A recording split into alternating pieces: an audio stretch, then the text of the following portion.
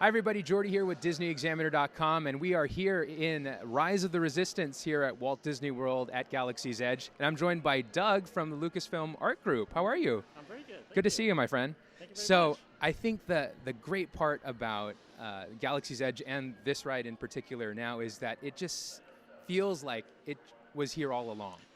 And I think that has to do a lot with just understanding design and understanding how you can take existing elements and real-world items and to form them and shape them into attraction like this in a land.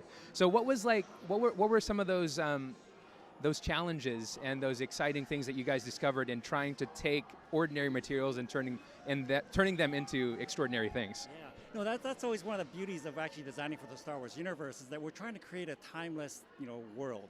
Star Wars is so immersive in terms of, the timeline and the planets. They feel authentic, they feel real. And so our goal was to really bring that cinematic reality into the real world, into a theme park experience that guests can experience by themselves. And the theme park itself is an unguided experience, so we have to make sure all the details are right.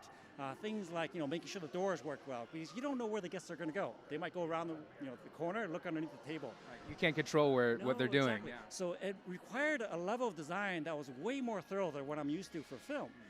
And then also in the execution as well, because for cinema, our movie sets, you can cheat. You can make things out of plywood, make it out of foam. Here, everything has to be real. The steel has to be real, concrete has to be concrete.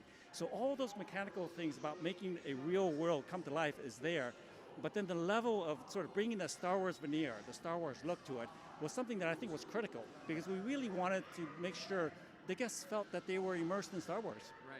And so you're using real materials as an art director, and so like as we're just looking out at a space like this, did you guys have to like go to junkyards and places like that to find materials that already looked worn and used? Yes.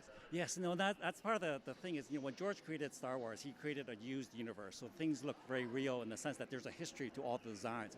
And we wanted to bring that back here. So in designing Galaxy's Edge, we did the same thing. We did a lot of research. We went and scouted out looking for real junk pieces to bring into the park. And then we would actually recreate them, because obviously the real elements are too dangerous. They're too sharp. And so we have to make sort of a fan-friendly version of that. But they're grounded in reality, so they look exactly the same.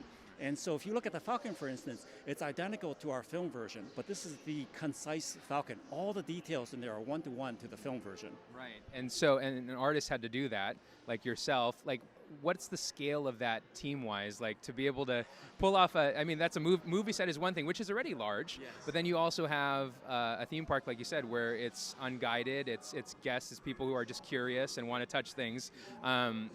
And making that kid-friendly or that fan-friendly experience, like you said. How big was your team to be able to pull off something like Galaxy's Edge? It was quite large. I mean, the actual design team was very similar. It was the same size, because we designed it, whether it's a film or a theme park, exactly the same way. It's the actual execution. So in actually like building the Millennium Falcon itself as a full-scale spaceship, that took hundreds, if not thousands, of people. And this park itself was just an immersive, a very collaborative effort with thousands of people. Right. And so it's almost like a movie set times 2 or 3. Got it. And so speaking of like the detail again, one thing I've always wanted to ask is, like, as a designer, as a person who is an artist, like, what do you think you'd like people to see? Like, if you turned an unguided experience into a guided experience, what would be your tour? What would be Doug's tour of Galaxy's Edge and specifically also Rise of the Resistance? Yeah. No, the first one is, you have to see the Falcon, because as a child, when I saw Star Wars when I was 15, I've always wanted to see the Falcon, so see that. Is there something about the Falcon that people should kind of like may notice, like the turrets or something like that? No, there are many things. I mean, one, I think just, being in the physical presence of the Falcon, the full-size Falcon, is just mind-blowing. Because you're used to seeing it in the cinema, which is in 2D. Here, you can really walk underneath it. And I would say, look underneath the cockpit pod.